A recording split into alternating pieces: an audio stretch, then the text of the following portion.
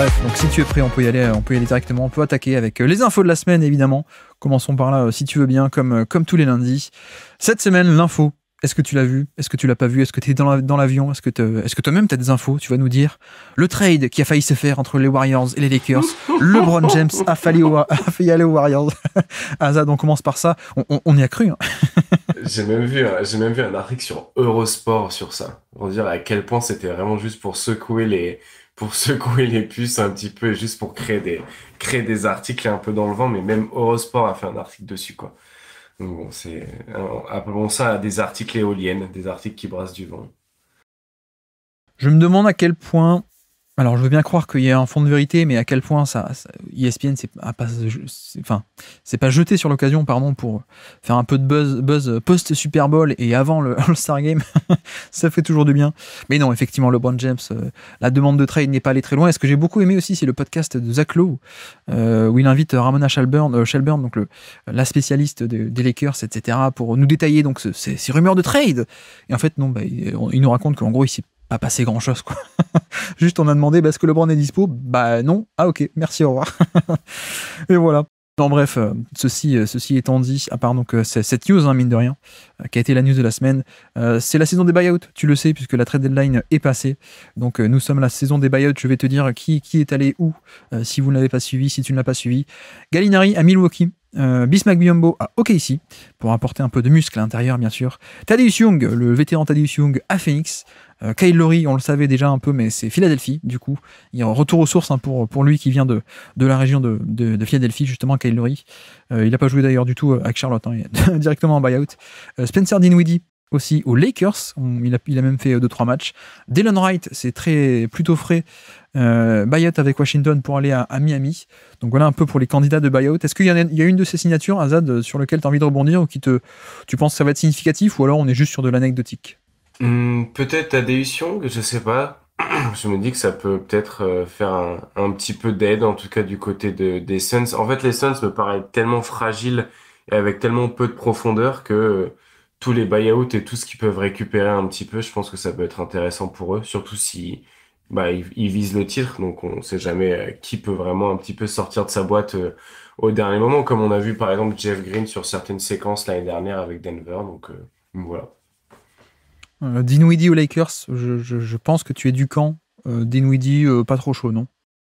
On avait fait Dinwiddie dans la syllabe. Tout à fait, dans Euh, notre top 100, et à peine j'avais dit son nom, t'avais rigolé. Donc oui, je C'était viens de dans poster l'extrait, ouais. l'épisode, c'était l'épisode des rattrapages justement. Et oui, bon après je suis pas un grand fan. J'ai l'impression que ça fait un peu doublon avec D'Angelo Russell, mais bon, à voir. En vrai, il commence à avoir beaucoup de profils qui peuvent être un peu ciblés en défense. Je pense que des minutes avec lui plus Austin Reeves, ça peut être compliqué défensivement, mais après tu peux cibler qu'une seule personne à la fois avec un seul ballon, donc peut-être que ça sera pas si grave que ça. N'en sois pas si sûr, hein, si tu arrives à obtenir des pré-switch ou des switch, et puis ensuite tu fais un pick and roll en impliquant les deux plus mauvais défenseurs de l'équipe, tu peux cibler deux personnes en même temps, Azad, donc C'est pas faux. à voir, à voir. Non, alors Gallinari, ça bouge plus beaucoup en défense, hein, c'est plutôt vraiment le spacing. C'est très compliqué, Gallinari, avec l'âge et les blessures. Biombo, ça me paraît aussi anecdotique. Thaddeus Young, ça me paraît anecdotique, etc., etc. Peut-être Kyle Lowry, on verra. C'est peut-être le meilleur joueur d'entre tous avec Dinwiddie. Mais voilà, on sait qu'il y a toujours un peu ce côté. Les buyouts, finalement, il y a plus de bruit que d'impact réel au final quelques semaines plus tard. Après, il y a des exceptions. Hein, je pense à Boris Dio, évidemment, à l'époque, en 2012 déjà. Mais voilà, ça reste de l'exception. Bref, PJ Tucker aussi et Bones Island, je sais pas si tu as vu dans les news de la semaine, qui se sont fait exclure du groupe des Clippers, donc les bons élèves. Hein. PJ Tucker qui s'est fait envoyer aux Clippers, qui avait rien demandé, et Bones Island qui continue son parcours de, de cancre, qui se fait refouler un peu partout. Mais non, et en plus 75 000 dollars d'amende pour PJ Tucker pour une demande de trade public. Alors du coup, j'ai pas compris parce qu'il me semblait qu'il y a 2 ou 3 semaines dans l'hebdo, on avait dit que une déclaration de PJ Tucker qui disait mais non, je vais pas demander mon transfert, tant pis. Donc je comprends pas, mais voilà, amende pour PJ Tucker qui mine de rien a un plutôt gros salaire, donc pas utilisé, mais on sait pas s'il va aller en buyout ou pas. On verra. En dehors du buyout de cette semaine, nous avons aussi des revenants. Je ne sais pas si tu as vu. Justice Winslow est de retour en NBA. Et oui, lui qui était un top 10 de draft de 2015, hein, il n'y a même pas 10 ans, il a signé un 10-day contract à Toronto. Et puis Zaire Smith à Cleveland. Alors ça, je sais pas si tu connais Zaire Smith, toi, ou si tu connais un peu la hype de Zaire Smith à l'époque. Eh ben alors, pas du tout. D'accord, ok. Je vais aller regarder ça tout de suite. Non, vraiment, ça me dit rien du tout. Zaire Smith, moi c'était un de mes chouchous, vraiment un hipster de draft, mais un hipster du premier tour, hein, donc pas mal de talent, qui avait été drafté milieu premier tour. En gros, l'idée c'était un mec qui avait des flubbers sur les pieds, tu sais. Alors flubber, pardon, c'est peut-être une référence que les jeunes n'auront pas, peut-être que je suis même pas sûr que toi tu l'aies. Mais explosivité de malade. Et voilà, un peu. Il fait partie, tu sais, des échecs de Philadelphie. Alors lui, Oui. son anomalie, c'était pas le shoot, c'était une allergie aux amandes ou aux noisettes, je sais plus. Enfin, un truc qui avait. Bref. Il a perdu 30 kilos à cause de ça. Ah oui, c'était des trucs, un truc de. C'est une histoire de malade, oui, Zaire Smith, ouais. Ah ouais. Wow. Bref, Okay. on verra ça. Moi, je crois toujours en lui, Zaire Smith. Et puis, toujours dans les petites signatures, Duop Reath. Et oui, Duop Reath, le chouchou de FD, qui nous avait présenté il y a pas mal de temps maintenant, qui a signé un contrat de 3 ans définitif à Portland, lui qui était plutôt en petit contrat two-way. Et puis aussi J.J. Jackson, qui a signé pour 4 ans à Memphis, dans cette fin de saison de Memphis, après pas mal de bonnes performances. Tu l'as vu un peu, toi, J.J. Jackson, en vrai, à Boston? Ouais, bah, de toute façon, il restait quasiment que lui. J'ai vu des mecs que j'avais jamais vu de ma vie. Un jeune joueur qui s'appelle Hurt à Memphis. J'avais jamais vu de ma vie avec un beau fadeaway, avec une très grande envergure. Mais bon, ouais, j'ai pu voir une équipe de G-League. En tout cas, ça fait plaisir. Ah bah ouais, tu le dis un peu pour rigoler, mais pas complètement, parce que... Ah non, oui, non, c'est pas une vanne en vrai. C'était vraiment une équipe de G-League. Enfin, si on regarde comment ça s'appelle, le box score et même les line-up, le 5 de départ, du coup, ça va encore, même, il y a Trey Jemison dans le 5 de départ. Trey Jemison, ouais. Que je connaissais ni d'Eve ni d'Adam. Tosan Evboumoine, enfin, tu vois. FBO-Man, ouais. Voilà. Donc bon, on était quand même sur sur de la grande équipe pour mon premier match NBA. Mais ouais, J.J. Jackson, vraiment impressionnant et qui continue d'impressionner. Je crois que c'est cette semaine, ils ont joué contre les Bucks et il a sorti encore une grosse performance. Et c'est le joueur le plus jeune de NBA, de ce que j'ai compris. Oui, je crois, ouais. Ouais. Donc, ouais. Encore, c'est plutôt pas mal. Et je crois qu'il a été suspendu un match après avoir signé son contrat. Donc, je sais plus pourquoi, une affaire. Bon, bref, on verra. Mais voilà, J.J. Jackson pour cet effectif de Memphis. Dans l'actu aussi, Drew Eubanks qui a été agressé par Isaiah Stewart. Faut se souvenir le fameux Isaiah Stewart qui avait voulu foncer sur LeBron James en plein match et lui coller des patates. Et voilà, tout va bien côté Isaiah Stewart et côté Détroit, apparemment. Tout va bien. Kyle Kuzma a refusé un trade à Dallas durant la trade deadline. Alors, belle histoire. Alors, ça m'inquiète un peu sur Dallas. Mais après, j'ai regardé la source. En fait, la source, c'est Kyle Kuzma. Voilà, c'est lui qui dit, le propriétaire m'a dit, ouais, on a un trade et tout. Je te laisse le choix. Ok, mais ça, c'est la source Kyle Kuzma. Je sais pas à quel point c'est vrai ou pas, concret ou pas. Mais voilà, donc Kuzma a refusé Dallas. Et puis aussi dans l'actu, un peu moins léger, pardon, mais donc la justice a abandonné les dernières charges sur le cas Miles Bridges. Donc voilà, apparemment, ça y est, les affaires judiciaires en tout cas, et légales et pénales, je ne sais pas, mais la morale c'est autre chose. Mais en tout cas, voilà, il sera free agent l'été prochain, on verra qu'est-ce que ça va donner. Plus léger de nouveau, Ricky Rubio. Je ne sais pas si tu as vu, Ricky Rubio est de nouveau de retour avec l'Espagne pour les qualificatifs de l'Euro 2025, donc ça fait plaisir, hein, mine de rien. Ricky Rubio qui a eu des difficultés lui aussi, qui a arrêté sa carrière NBA, on le sait, qui reprend un peu, donc ça fait du bien, un petit chouchou Ricky Rubio. Et puis la retraite de Hassan Whiteside. Qu'est-ce que t'en penses toi de Whiteside? Est-ce que t'as connu les belles années Whiteside ou même pas? Ouais, je me rappelle des belles années à 10 blocs, contre je sais plus qui, mais les premiers matchs à 10 contre là qui étaient assez impressionnants. Je me rappelle Samir. Chicago, ouais. Oui, ouais, contre Chicago. Je me rappelle que Samir aimait bien parler de lui aussi. Il était pas vraiment toujours fan, mais aimait bien parler de lui parce que bon, c'était quand même assez particulier. Puis je me rappelle aussi de tout ce qu'il faisait en dehors du terrain, les vidéos sur Snapchat et tout. Enfin, ça avait l'air d'être quand même un sacré zozo, l'ami Whiteside.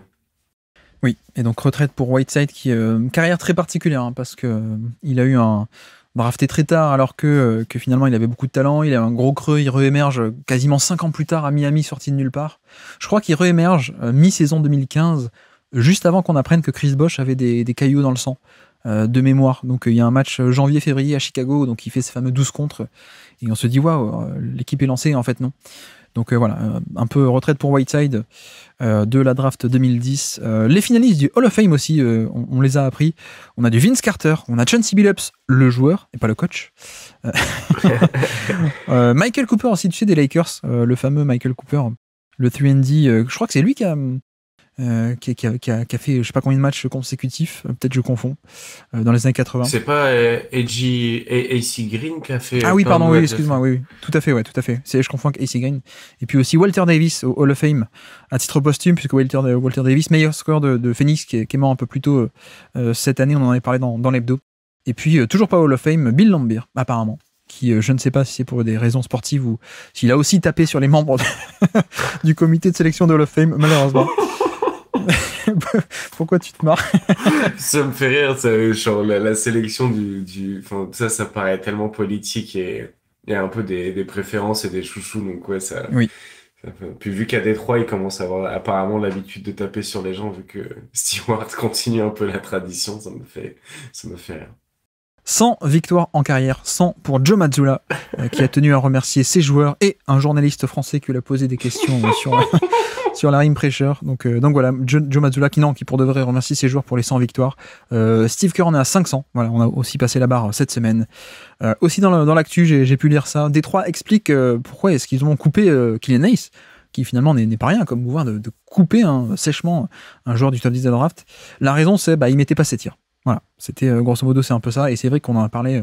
Il y a une inefficacité assez énorme de la part de Killian Hayes depuis qu'il est en NBA, alors que pour le coup j'en ai parlé avec Alan et qu'il suivait à la draft, etc. Mais on s'attendait pas à un tel trou de shotmaking en fait avec Killian Hayes. C'est pour ça qu'il a été drafté aussitôt. Hein. C'est pas que faut pas s'imaginer que Hayes a été drafté tôt en étant juste un Ricky Rubio du très pauvre quoi. Non, il était censé faire beaucoup mieux et malheureusement ça ne rentre pas. Donc voilà. On a vu aussi Paul George qui nous a expliqué que lui, il pense ne pas mériter son maillot retiré à Indiana. Vu que tu venais dans l'hebdo, je voulais en parler. Est-ce que c'est pas le moment où on parle de Udonis Haslem? Je sais pas. J'ai vu que Pierce et Garnett voulaient envoyer un t-shirt hommage à Bill Russell à Udonis Haslem en guise un petit peu de faire part de paix récemment. Donc voilà. Non, en vrai, il faudrait qu'ils fassent des podcasts tous les trois, histoire qu'on voit si on peut vraiment toucher le fond ou pas. Non, mais je blague, hein, parce que Udonis Haslem a eu son maillot retiré, évidemment. Bon, c'est le running gag. Mais non, mais Paul George, pour le coup, je sais pas, moi. Franchement, ça me choquerait pas non plus, parce qu'il a quand même été. Non. Il a fait partie, il a été même la tête d'affiche de certaines très très belles équipes de Indiana. D'ailleurs, on fête les 10 ans, là, de la trade deadline 2014, où Evan Turner est venu mettre le boxon qui a complètement fiché en l'air cette équipe des Pacers 2014, qui s'est effondrée sur la deuxième partie de saison. Mais bref, donc voilà, pour l'instant, Paul George, je pense qu'il ne le mérite pas. Et puis Anthony Davis aussi dit qu'il s'est fait voler certains de Defensive Player of the Year en carrière. Je suis pas forcément d'accord. Alors c'est vrai que c'est un talent générationnel, mais combien de saisons complètes on a de la part d'Anthony Davis, c'est toujours la question. Et tu vois, si on se retourne concrètement, tu sais, je sais qu'on fait toujours la réflexion avec Kobe qui a un seul MVP en carrière, c'est un scandale. Chaque a que un MVP, c'est un scandale. C'est vrai quand tu dézoomes, mais sauf que quand tu es dans le moment, concrètement, il n'y a pas beaucoup de saisons où je me dis Anthony Davis, il aurait mérité cette année-là plus que tout le Deep Boy, quoi. Bah, c'est surtout qu'il est tombé quand même à des périodes où il y avait un peu d'autres défenseurs aussi générationnels. Enfin, Draymond Green et Gobert, je pense pas qu'ils volent des Defensive Player of the Year à Davis, quoi. Peut-être que tu Ouais. pourras mettre en cause celui de Smart, mais je crois pas que l'année où Smart, là, il joue 40 matchs, par exemple, cette année-là. Donc, bon, bah, même Smart, au final, il le mérite plus parce qu'au moins, il joue les matchs, quoi. Donc bon, ouais, je comprends. Si on distribuait des trophées sur 5 ans ou alors sur les playoffs, peut-être, mais le problème, c'est que c'est des trophées de saison régulière. Et bah du coup c'est con Ouais. pour lui, mais le timing n'est pas bon en tout cas, et j'en suis désolé pour lui, mais c'est comme Tim Duncan au final qui a jamais eu de DPOY. Bon, Oui, bah oui.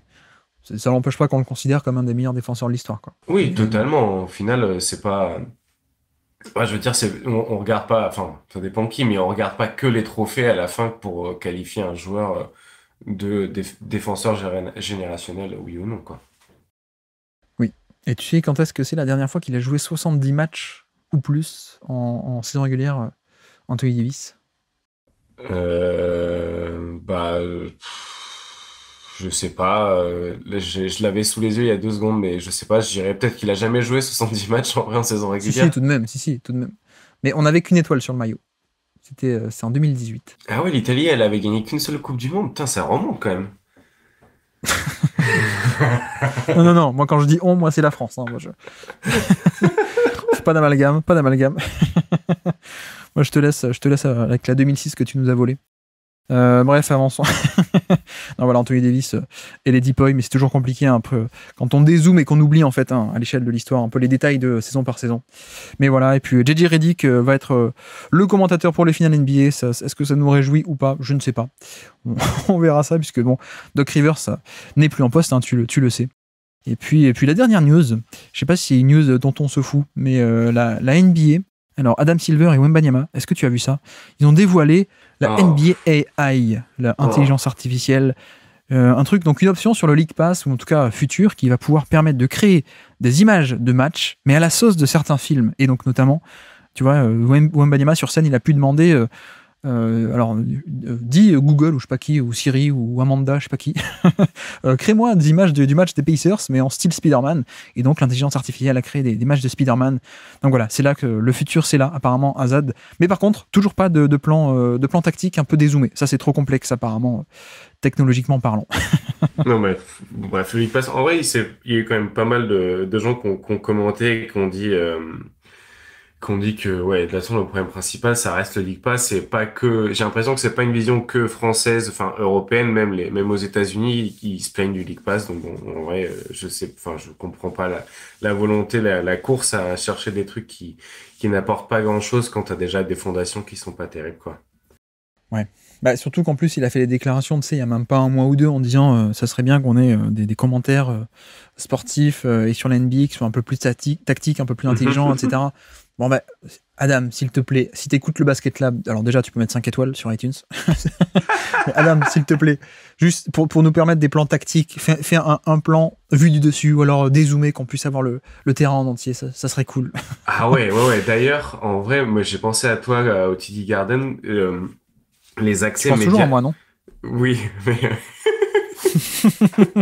c'était là j'ai beaucoup en particulier cette fois-là, Oula. c'est du coup il y a les les accès, t'as des accès donc avec les accès médias, t'as une place attitrée et Ouais. moi c'est pas celle que j'ai utilisée parce que j'avais pris mes billets bah justement au cas où j'ai pas de place et puis même pour avoir une expérience un peu plus fan, tu vois. Mais du coup les places que t'as avec les médias, c'est vraiment au-dessus. Donc c'est au 9e étage, donc c'est super haut et c'est un peu avancé.